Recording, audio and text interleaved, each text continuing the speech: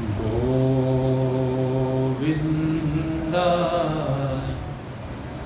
नमो नमः।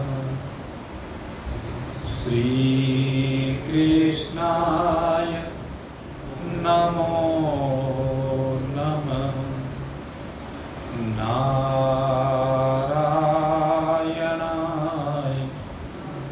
नमोस्तुते।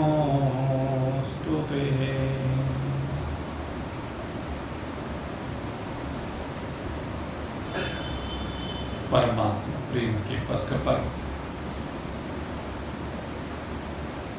नित्य है, निरंतर सद्भावों से संयुक्त होकर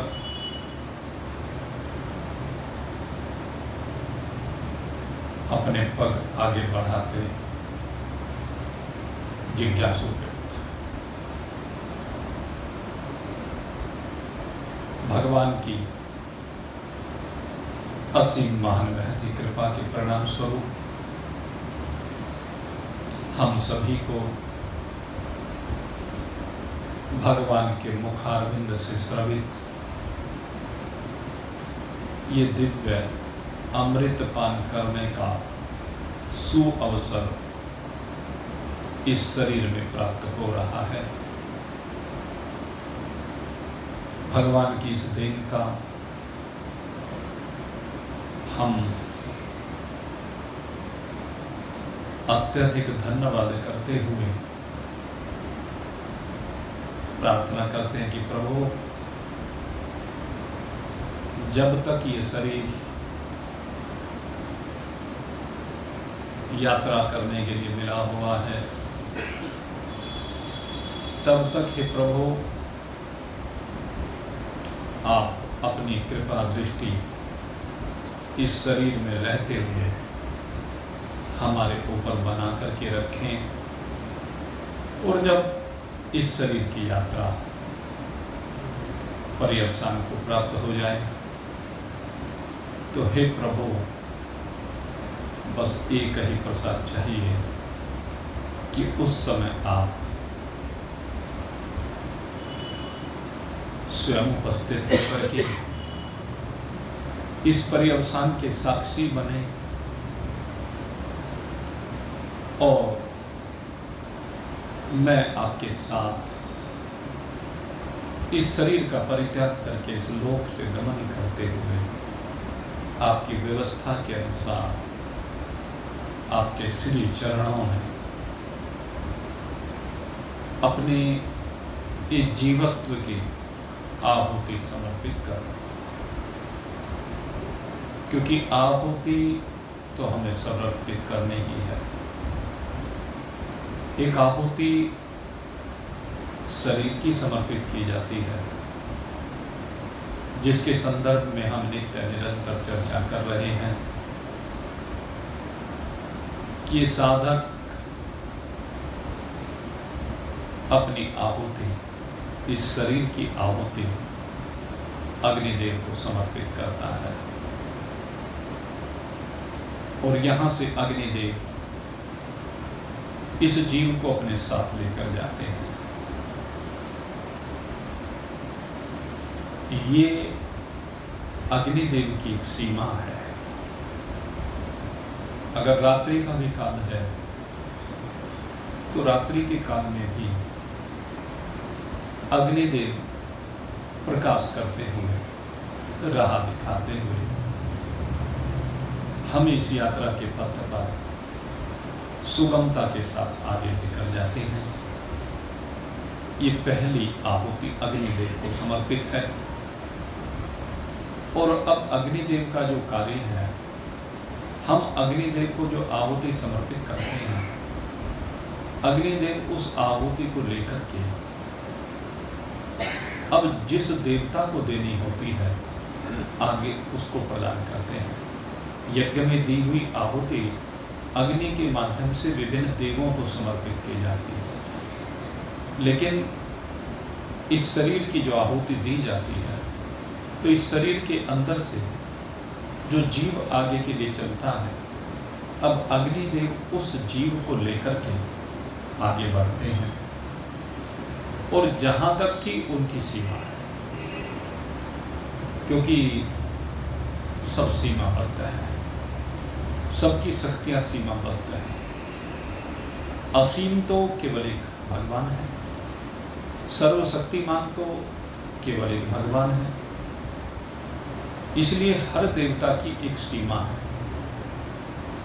तो अग्निदेव की भी शक्ति की एक सीमा है, और जहां तक उनकी सीमा है वहां तक वह इस जीव को सुगमतापूर्वक लेकर के जाते हैं।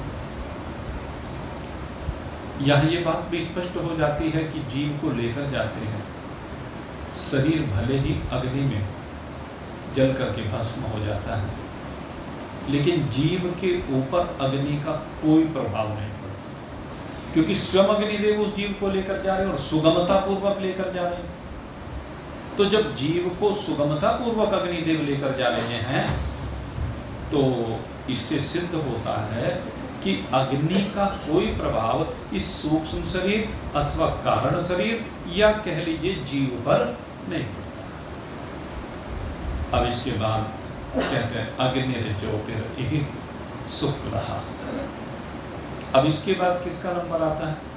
कहते हैं अग्निदेव अब इस जीव को आगे समर्पित करते हैं, और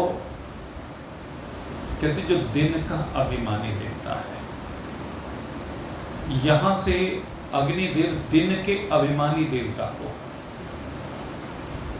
इस जीव को समर्पित कर देते हैं, जो प्रकाश का प्रतीक है। दिन में प्रकाश रहता है, तो उसके मार्ग को प्रकाशित करने के लिए, उसे मार्ग दिखाने के लिए अब ये दिन का अभिमानी देवता आ जाता है, और ये दिन का अभिमानी देवता आगे बढ़ता है, और आगे बढ़ते बढ़ते अब कहा शुक्लः, अग्निर्ज्योतिरिह शुक्लः। इसके बाद आता है जो देवता, वो शुक्ल पक्ष का अभिमानी देवता आता है। और आप जानते हैं दिन की अपेक्षा शुक्ल पक्ष का प्रकाश अधिक होता है। दिन का प्रकाश 12 घंटे लगभग रहता है, लेकिन शुक्ल पक्ष का जो प्रकाश है वो 15 दिन रहता है। तो इसलिए शुक्ल पक्ष का प्रकाश उसको और आगे लेकर जाता है, और आगे उसकी जो सीमा है शुक्ल पक्ष के अभिमानी देवता की, वो बहुत दूर तक है, बहुत काल तक है। और इसके बाद कहते हैं, इसके बाद आता है उत्तरायण का अभिमानी देवता। उत्तरायण का जो पक्ष है, उस उत्तरायण का पक्ष को आप देखें तो ये 6 माह का होता है। उत्तरायण कौन सा समय होता है? कहते हैं उत्तरायण वह समय होता है जब सूर्य देव अपने प्रकाश की वृद्धि करते हैं। उत्तरायण के आने पर सूर्य के प्रकाश की वृद्धि होती चली जाती है, दिन बढ़ते चले जाते हैं, बड़े होते चले जाते हैं। तो अब उत्तरायण का जो अभिमानी देवता है वह इस जीव को धारण करता है, इसको ग्रहण करता है, और वो इस जीव को अब आगे लेकर के जाता है। और इस जीव को कहते हैं कहाँ लेकर के जाता है? तो कहते हैं अब आता है तत्र प्रयाता गच्छन्ति ब्रह्म ब्रह्मवेदः जनाः। अब ये उत्तरायण का देवता इस जीव को किसे समर्पित करता है? कहते हैं ब्रह्मा जी को समर्पित कर देता है। अब ये जीव यहाँ से ब्रह्मलोक में चला जाता है। तो गीता जी में यहाँ पर ब्रह्मलोक तक जाने की ही चर्चा की गई है, लेकिन हमारे उपनिषदों में इसको थोड़ा सा और अधिक आगे बढ़ाया गया है, और उसमें प्रारंभ में तो इन्हीं देवताओं का वर्णन आता है। वृद्धारण्यक छांदोग्य है, कौशिक की ब्राह्मणोपनिषद, ब्रह्मसूत्र, इनमें भी इस प्रक्रिया के ऊपर विचार किया गया। अन्यत्र भी हमने देखा कई ग्रंथों में और पुराणों में इसका वर्णन आता है कि क्रम क्या है। तो इस क्रम में सबसे पहले जैसे कि आपको बताया कि अग्निदेव है, तो अर्ची का देवता कहा गया। उपनिषदों में पहले अर्ची का देवता, फिर दिन का देवता कहा गया, फिर शुक्ल पक्ष का देवता कहा, और फिर उत्तरायण का देवता कहा। यहाँ के बाद आगे थोड़ा सा ब्रह्मलोक तक के क्रम को आगे बढ़ाया गया। गीता जी में तो सीधे ब्रह्मलोक कह दिया गया, लेकिन उपनिषदों में और विस्तार किया कि ब्रह्मलोक तक पहुंचने के लिए भी कुछ क्रम है। तो उस क्रम को यहाँ पर आगे बताया गया कि यहाँ से जो उत्तरायण का देवता है वो संवत्सर के देवता को, इस जीव को समर्पित करता है। संवत्सर माने वर्ष के देवता। ये काल गणना के हिसाब से चल रहा है हमारा। भाई दिन की बात हुई, शुक्ल पक्ष की बात हुई, फिर उत्तरायण की बात हुई, और अब संवत्सर की बात हुई। इसके बाद आगे चर्चा आती है, कहते हैं इसके बाद सूर्य देव को, क्योंकि सूर्यलोक के माध्यम से ये जीव आगे बढ़ता है। इसमें भी दो प्रकार की गति आएगी। पहले हम इस गति का वर्णन कर रहे हैं, जिसको हम शुक्ल मार्ग की गति कहते हैं, या इसको हम देवयान मार्ग कहते हैं, या इसको सूर्यलोक में जाने वाला मार्ग कहते हैं, इसको देवपथ भी कहा गया है, ब्रह्मपथ भी कहा गया है, अर्ची मार्ग भी कहा गया है, शुक्ल मार्ग भी कहा गया है। इसको अनेकानेक नामों से कहा गया है। और इसमें मुख्य बात क्या है कि इसमें भगवान के लोक की प्राप्ति है, भगवान के लोक की प्राप्ति का क्रम है, इसको हम ये कह सकते हैं। पहले तो ये देवता आते हैं, एक एक करके आगे लेकर के जाते हैं।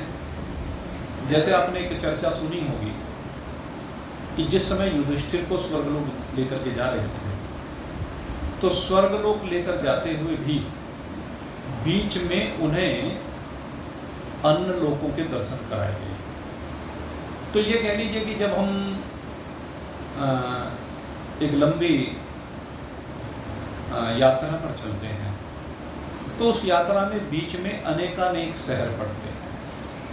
तो इसी प्रकार से जब हम परमात्मा की ओर बढ़ते हैं, तो परमात्मा के लोक तक अनेकानेक बीच में पड़ने वाले लोक उन शहरों के ही समान हैं। अब ये जीव जो है, जो यहाँ से आगे बढ़ रहा है, अगर यदि उसे बीच के स्टेशनों पर उतरना है, जहाँ की वासना करके यहाँ से गया है, जहाँ की इच्छा रख करके यहाँ से गया है, तो अपने अपने कर्म के अनुसार वो वहीं बीच में उतरता चला है। ये बीच के लोक हैं,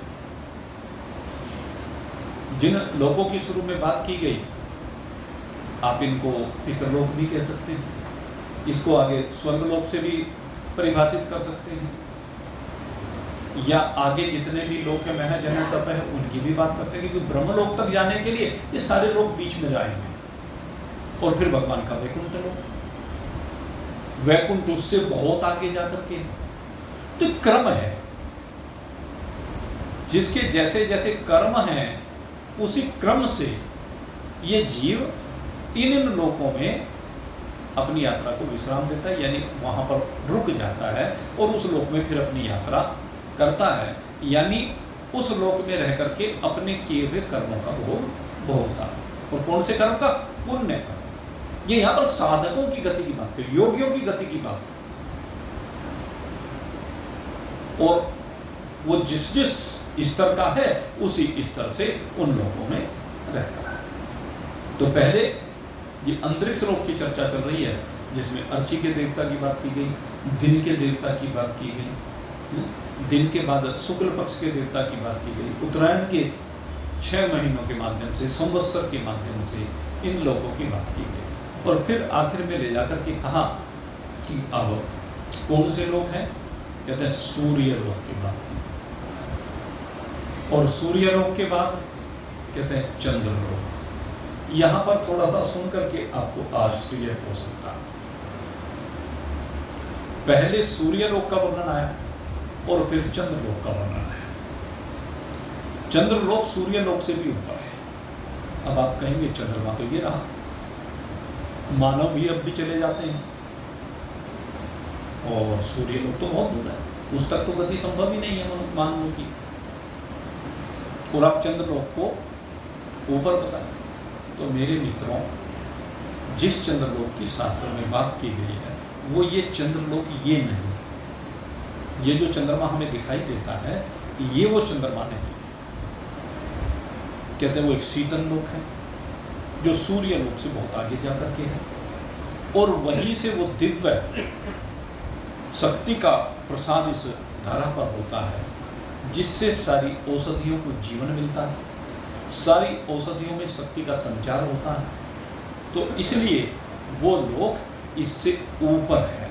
इसीलिए उपनिषदों में उसका वर्णन बाद में आया कि सूर्य लोक के बाद ये जीव चंद्रलोक में जाता है, और चंद्रलोक में जाने के बाद फिर कहते हैं उससे आगे, उससे भी आगे की बात करना है।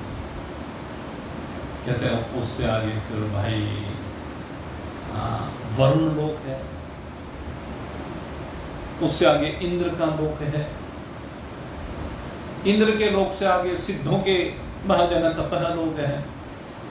ये देवताओं के लोक क्रम से बताए, सूर्य लोक, इंद्र लोक, वरुण लोक, फिर स्वर्ग लोक। क्योंकि आप जानते हैं 5 लोकपाल होते हैं हमारे, तो ये लोकपालों के लोक हैं अलग अलग, तो उनमें वो रहते हैं, उनका भी क्रम है। इनमें सबसे ऊपर किसका लोक है? इंद्र का लोक है, स्वर्ग में। फिर मैजन तप है, प्रजापति की बात की गई। फिर कहते हैं फिर प्रजापति का लोक है, और उसके बाद फिर कहते हैं ब्रह्म लोक है। तो यहाँ भगवान ने कहा कि ये जो साधक, कौन से साधक? जिन्होंने अनन्य चित्त के साथ भगवान का स्मरण किया है, वो इन लोकों से होते हुए आगे बढ़ता चला जाता है। और इन लोकों से आगे जब वो बढ़ता चला जाता है, तो अब जैसे मान लीजिए आपको यहाँ से रामेश्वरम की यात्रा पर जाना है, और आपने दिल्ली से टिकट बुक कराया रामेश्वरम का, सीधी ट्रेन मान लीजिए रामेश्वरम जाती है, या दूसरा कोई भी स्थान आप ले लीजिए, मान लीजिए जगन्नाथपुरी रामेश्वरम की, क्योंकि सीधी ट्रेन नहीं जाती, इसलिए आप कहेंगे जगन्नाथपुरी जाना है। तो दिल्ली से जिस ट्रेन में बैठेंगे आप देखेंगे बीच में स्टेशन आएंगे, लखनऊ का स्टेशन आएगा, कानपुर का स्टेशन आएगा, काशी जी का स्टेशन आएगा, पटना का स्टेशन आएगा, गया का स्टेशन आएगा, रांची आएगा, इत्यादि इत्यादि अनेक स्टेशन आएंगे। तो जिसने बीच का टिकट ले रखा होगा वो बीच में उतर जाएगा, लेकिन जिसने जगन्नाथपुरी का टिकट लिया है, क्या वो इन स्टेशनों पर उतरेगा? क्या वो इन स्टेशनों की ओर देखेगा? कहते हैं वो उनकी ओर देखेगा भी नहीं। उनके प्रलोभन, उनके भोग, उनका आकर्षण इसको अपनी ओर आकर्षित करेगा नहीं, क्योंकि वो जगन्नाथपुरी पर दृष्टि है उसकी। और अगर दृष्टि इनमें चली गई स्वर्गलोक को देख करके, तो उसका वहीं पतन हो जाएगा, वो ब्रह्मलोक में फिर नहीं पहुंच पाएगा। उतर ले भाई, तुमने अपना नुकसान कर लिया। टिकट जगन्नाथपुरी का लिया था, बीच में उतर गया पटना में। अब पटना में उतरेगा तो क्या होगा? अब भाई फिर तो जो हमारे बिहारी हैं उनके बीच में रहना पड़ेगा। अब वहाँ रह करके उनके साथ समय गुजारना पड़ेगा। फिर सुध आएगी, अरे आया था जगन्नाथपुरी जाने को, तू तो पटना उतर गया, चल बैठ फिर से। और फिर से बैठना इतना आसान नहीं होता, क्योंकि वहां तक पुण्य क्षीण होते हैं। हो सकता है वहां से फिर लौट करके यहाँ आना पड़ेगा, क्षीण पुण्य भक्तों के विषय फिर से ऊपर जाए तो खैर सीधे ब्रह्मलोक में पहुंच जाता है। और भगवान ने यही कहा कि यहाँ ब्रह्मलोक में चला जाता। आपके मन में एक संशय यहाँ पर आ सकता है कि जीव ब्रह्मलोक में चला गया, ब्रह्मलोक के भोगों को उसने भोगा, लेकिन उसकी मंजिल ब्रह्मलोक तो थी नहीं। तो यहाँ पर मनीषियों ने कहा कि वो ब्रह्मा जी की आयु तक, यानी 100 वर्ष की जब अवधि ब्रह्मा जी की पूरी हो जाती है, बहुत लंबी गणना करके आपको बताया था, 3011 खरब 40 अरब शायद ऐसे वर्ष बताए थे, लिखा हुआ है मेरे पास 3110 खरब और 40 अरब वर्ष तक ब्रह्मा जी के लोक में, जितना अभी ब्रह्मा जी का समय रह रहा है, ब्रह्मा जी की आयु भी अब मोर देन 50 हो चुकी है इस समय वर्तमान में। अब जाने वाले को इतने साल नहीं रहना पड़ेगा, जितनी ब्रह्मा जी की आयु उतने साल रहना पड़ेगा। और फिर कहते हैं जब महाप्रलय आएगी, ब्रह्मा जी का शरीर भगवान में लय हो जाए, तो उसी समय वो भी भगवान के में लय हो जाएंगे। तो एक बात तो ये, लेकिन हम जो आगे चर्चा करते हैं, क्योंकि यहाँ विषय को यहीं पर छोड़ दिया गया है, लेकिन आगे की चर्चा ये है कि वो ब्रह्मलोक में भी नहीं उतरेगा। वो भगवान के पार्षद उसको लेकर के भगवान के लोक में जाएंगे। ब्रह्मलोक के दर्शन तो होंगे बीच में, लेकिन वो ब्रह्मलोक में नहीं उतरेगा, अपितु वो ब्रह्मलोक से आगे भगवान के लोक में जाएगा। और फिर भगवान के लोक में रहने के बाद तो जोन सी विभाव से उसने भक्ति की है, 5 भाव आपको बताए। भगवान को अपना मालिक समझ करके जिसने भगवान की भक्ति की है, वो भगवान के लोक में जाता है, सालों की मुक्ति को प्राप्त होता है। जिसने भगवान के साथ निकटता बना करके कुछ संबंध बनाया, भगवान को अपना पिता माना, बेटा माना, भाई माना। प्रद्युम्न जी है, उन्होंने पिता माना, अनिरुद्ध है बाबा माना, सुभद्रा ने भाई माना, बलदाऊ जी ने भाई माना, देवकी ने बेटा माना, यशोदा ने, वसुदेव ने, नंद बाबा ने, कौशल्या ने, दशरथ जी ने उन्होंने बेटा माना। तो उन्होंने संबंध जोड़ दिया भगवान के साथ, और जब भगवान के साथ उन्होंने संबंध जोड़ा तो वहां भी वो संबंध जुड़ा हुआ जाता है, और उस संबंध के कारण से उसको भगवान के समीप में रहने का अवसर मिलता है। जैसे भगवान के साथ यहां पर संबंध को माना और संबंध के कारण उनके साथ निकट में रहे, जैसे माँ बेटा बिल्कुल निकट में रहते हैं, बाप बेटा निकट में रहते हैं, भाई बहन निकट में रहते हैं, पति पत्नी निकट में रहते हैं, ये सब संबंधी निकट में रहते हैं ना। तो ऐसे ही वहां पर भी उसको भगवान के निकट में ही रहने का अवसर मिलता है, क्योंकि भगवान का लोक तो बहुत बड़ा लोक है। अब भगवान के लोक में, भगवान की सेवा में, भगवान के काम में वहां पर न जाने कहाँ रहने को मिले। अब जैसे मान लीजिए प्रधानमंत्री तो दिल्ली में रहते, यदा कदा पूरे देश का भ्रमण करें वो एक अलग बात है, लेकिन मुख्यतः प्रधानमंत्री दिल्ली में रहते हैं भाई, लेकिन जनता तो सब जगह रहती है, शामली में भी रहते हैं, अयोध्या में भी रहते हैं, मथुरा काशी में भी रहते हैं, जगन्नाथपुरी द्वारिका रामेश्वरम में भी रहते हैं, जनता तो सब जगह रहती है। ये भी सब भगवान के निवास स्थान है जहाँ रहते हैं। हम तो अपनी शामली से श्रेष्ठ किसी को मानते नहीं भाई, क्योंकि अब तो इसको शामली कहने लगे, पहले तो श्यामा नगरी थी भाई, यानी हमारे श्याम जी की नगरी थी, भगवान कृष्ण की नगरी के रूप में प्रसिद्ध थी, तो हम तो वही श्याम जी की नगरी इसको मानते हैं। श्याम जी की नगरी तो वैकुंठी है भाई, गोलोकी है, तो हमारे सामने तो गोलोकी है, हम तो ये कहते हैं। लेकिन कभी कभी इस गोलोक में भी कुछ अनाचारी, पापाचारी, दुराचारी आकर के प्रयास कर देते हैं। वो एक स्वाभाविक कलयुग का प्रभाव है भाई, कि भगवान के लोकों में भी कभी कभी घुस जाता है कोई।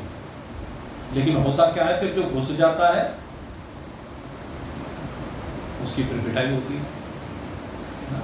भगवान के पार्षद उसे घसीटते हुए वहां से बाहर कर देते हैं। कहते हैं शुभ भूमि है ये, अपवित्र असुरों की भूमि नहीं है। ये भूमि उन लोगों के लिए नहीं है जिनके भोजन शुद्ध नहीं, जिनके आचरण शुद्ध नहीं है। ये हमारे श्याम की भूमि है, तो यहाँ रहकर के शुद्ध भोजन होना चाहिए, यहाँ रहकर के शुद्ध व्यवहार होना चाहिए, शुद्ध विचार होना चाहिए, आपका आचरण श्रेष्ठ होना चाहिए, यहाँ रहकर के भगवान की भक्ति करनी चाहिए। अरे यहाँ श्यामा नगरी में रहकर भी अगर भगवान की भक्ति नहीं करोगे तो फिर कहाँ करोगे। इसलिए मैं कहता हूँ ये नगरी अति उत्तम नगरी है, बड़ी श्रेष्ठ नगरी है, और इस श्रेष्ठ नगरी में धर्म नगरी के नाम से भी ये विख्यात है। हमारी नगरी को धर्म नगरी कहा जाता है, और धर्म की संस्थापना के लिए ही भगवान समय समय पर अवतरित होकर के यहाँ भी आए। यहाँ भी भगवान की कृपा दृष्टि इस नगरी पर हुई है। और भाई आप जानते हैं, भगवान ने चाहा तो कल हमारा शिवरात्रि का पर्व है, भगवान भोलेनाथ की कृपा का पर्व है। जिस ज्योति की हम बात कर रहे हैं, जिस प्रकाश की बात कर रहे हैं, अगर देखा जाए तो भगवान शिव का ही स्वरूप ज्योतिर्मय स्वरूप है।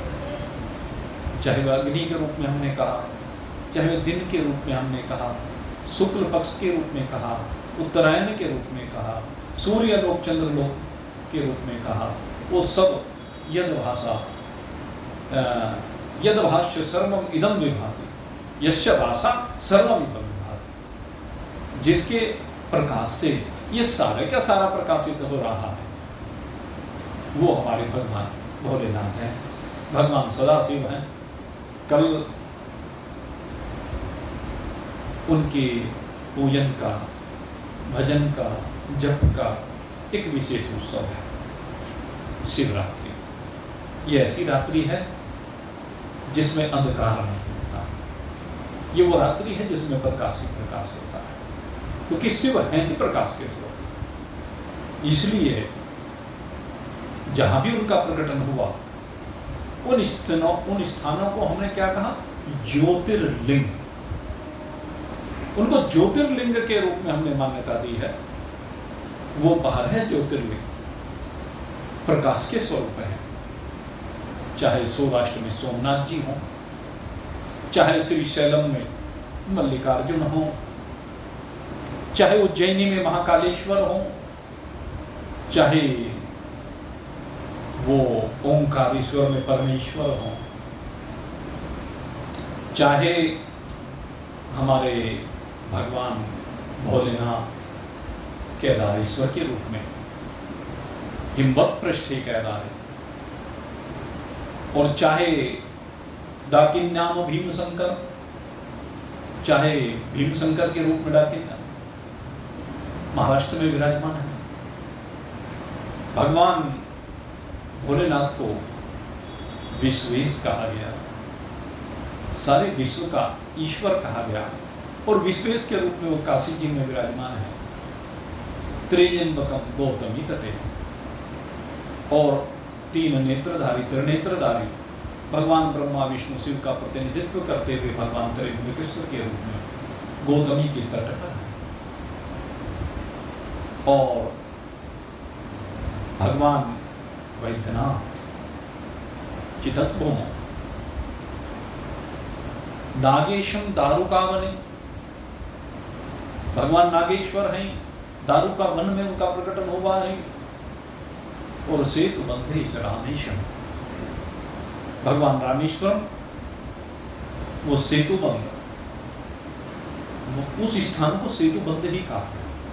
शास्त्र में जब आप पढ़ेंगे श्रीमद् भागवत में इसी का वर्णन आता है, शिव पुराण में भी यही वर्णन आता है। सेतु बंध उस जगह का नाम दिया, रामेश्वरम जिसको कहते हैं उसका नाम है सेतु बंध। रामेश्वरम तो वहाँ भगवान का नाम है। और घोषमेशम तो शिवालय, भगवान घोषमेश्वर रूप से घोषमा के ऊपर कृपा करने वाले भगवान घोषमेश्वर वो शिवालय में विराजमान है।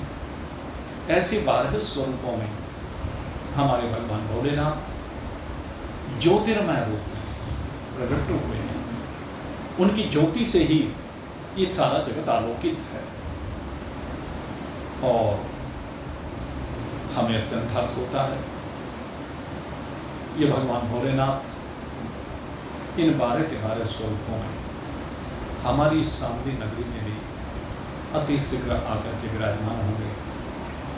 इससे निश्चय ही हमें भी प्रसन्नता होगी, आपको भी प्रसन्नता होगी और शामली के जितने भी वासी हैं, शामली क्षेत्र के जितने भी वासी हैं जो शामली में आने वाले हैं, मैं निश्चय ही इस बात को लेकर के आशान्वित हूँ कि जब इन ज्योतिर्लिंगों की ज्योति इस शामली नगर को आलोकित करेगी तो जितने भी आसुरी शक्ति से संपन्न हृदय वाले लोग हैं, ये भगवान की ज्योति उनके अंतःकरण में जाकर के उनके हृदयों को आलोकित करेगी, प्रकाशित करेगी, जिससे वह भी असत का मार्ग छोड़ करके, अधर्म का मार्ग छोड़ करके, पाप का मार्ग छोड़ करके धर्म के मार्ग पर चलेंगे, सत्य के मार्ग पर चलेंगे, ज्योति के मार्ग पर चलेंगे, सबको सुख देने के लिए अपने जीवन को समर्पित करेंगे, ऐसा मेरा विश्वास है। आज इस शिवरात्रि की पूर्व संध्या पर मैं आप सभी के लिए भगवान भोलेनाथ से प्रार्थना करता हूँ। ये भगवान भोलेनाथ जो सारे हमारे समाज में एकता करने वाले, एकत्व के प्रतीक हैं। आप चिंतन करके देखें, कांवरियों का समूह, असंख्य कांवरिया, करोड़ों कांवरिया न जाने कहां कहां जाकर के भगवान का अभिषेक करते हैं और हम उन कांवरियों में केवल एक ही चीज देखते हैं और वो देखते हैं भगवान भोलेनाथ को। यही तो वेदांत की दृष्टि है। दृष्टि ज्ञान में कृत्वा पश्येत शिवमयं जगत्, चराचर जगत हमें शिव में दिखाई देता है। ये वेदांत की दृष्टि है, ये शिव गीता की दृष्टि है। शिवोहम शिवोहम चिदानंद रूपः शिवोहम शिवोहम, यही तो वास्तविक दृष्टि है जिसमें हमें केवल परमात्मा दिखाई देगी। मेरे मित्रों, भगवान कहते तुम सब एक होकर के रहो। अगर अपने अस्तित्व को बचाना चाहते हो, अगर ये चाहते हो कि हाँ ये भगवान की ज्योति सदा जगमग रहे, तो भाई इस ज्योति को जगमग करने के लिए हम सबको एक होकर के रहना पड़ेगा। वसुधैव कुटुंबकम, वसुदेव का जो कुटुंब है वो मिलकर के एक ही कुटुंब के रूप में हम रहें। ये जो आतताई लोग हैं, असुर लोग हैं, यवन आए हैं, मलिच्छ आए हैं, ये हमें दिग्भ्रमित करके और बेवकूफ बना करके हमारी इस भावना को खंडित करना चाहते हैं बार बार, और अपने मकसद में वो कामयाब होते भी चले आ रहे हैं। लेकिन मेरे मित्रों, इस शिवरात्रि पर हमें संकल्प लेना चाहिए कि हमें न तो स्वयं भटकना है, कैसी भी परिस्थिति आए हम भटकेंगे नहीं, हम अपने धर्म से विमुख होंगे नहीं और किसी को विमुख होने देंगे नहीं। हो सकता है कि कुछ जब घर में बर्तन होते हैं, खटकते हैं, तो कोई बात नहीं, बर्तन खटकते हैं, खटकने दो, लेकिन उससे कोई कुटुंब थोड़े ना टूट जाता है, उससे परिवार तो परिवार ही रहता है। थोड़ी सी खनखनाहट होती भी रहनी चाहिए, उसमें कोई बात नहीं है। जीवन का आनंद उसी में है। सब प्रकार की परिस्थितियों में सम रहें, यही तो जीवन का आनंद है। तो मेरे मित्रों, इस शिवरात्रि के पर्व पर हमें संकल्प लेना चाहिए। ये जो हमारे अंदर जातिवाद का जहर बोया जा रहा है, इस जातिवाद के जहर को हमें समाप्त करना है। हमें जहर नहीं, हमें भगवान भोलेनाथ से इस जहर को अमृत बनाने की कला सीखनी है। हमें सबको अमृत पिलाना है, न हमें स्वयं जहर पीना है, न किसी को जहर पिलाना है। और उसके लिए मेरे मित्रों, एकजुट रहना बहुत जरूरी है। ये शिवरात्रि का पर्व हमें एक सूत्र में पिरोता है। यह हमें इसमें किसी भी कावड़िया की कोई जाति नहीं है, कोई क्षेत्र की बात नहीं है। अगर आप चिंतन करें, हमारी शामली नगरी से जितने कावड़िया गुजरते हैं, शामली का तो कोई भी नहीं होता। आपको पता है कहाँ का है? हरियाणा का है, राजस्थान का है, मध्य प्रदेश का है, पता नहीं गुजरात का है। यहाँ से होकर के सब जगह के कावड़िया गुजरते हैं। आपके वो रिश्तेदार नहीं, आपके वो संबंधी नहीं, आपके वो जानकार नहीं, आपके वो मित्र नहीं, लेकिन आप उनका क्यों स्वागत कर रहे हैं, क्यों उनका सम्मान कर रहे हैं? उसके पीछे एक ही भाव है कि हमारे परिवार के अंग है, ये हिंदुस्तानी है, ये हिंदू है, ये हमारा भाई है हिंदू होने के नाते। और ये भगवान भोलेनाथ को प्रसन्न करने के लिए निकला है। जब ये निकला है तो इसकी सेवा करके इसका उत्साह वर्धन हमें करना है, क्योंकि शिव हमें एक सूत्र में पिरोने वाले हैं। मेरे मित्रों, इस शिवरात्रि से हमें ये संकल्प लेना है कि हमें भगवान सदाशिव के इस पर्व पर अपने जीवन को ज्योतिर्मय बनाना है, सबके जीवन में प्रकाश करना है। आप सबके लिए मैं इस पुण्य पर्व पर बहुत बहुत भगवान भोलेनाथ से प्रार्थना करता हूँ, ये पर्व आप सभी के लिए मंगलकारी हो, कल्याणकारी हो। इन्हीं स्वभावों के साथ आज के सत्संग को यहीं पर विश्राम दे रहा हूँ। कल इस पर्व को बड़े धूमधाम के साथ, बड़े प्रेम के साथ आप मनाइए। परसों फिर आपके दर्शन होंगे 8 बजे। तब तक के लिए बोलिए शंकर भगवान की। और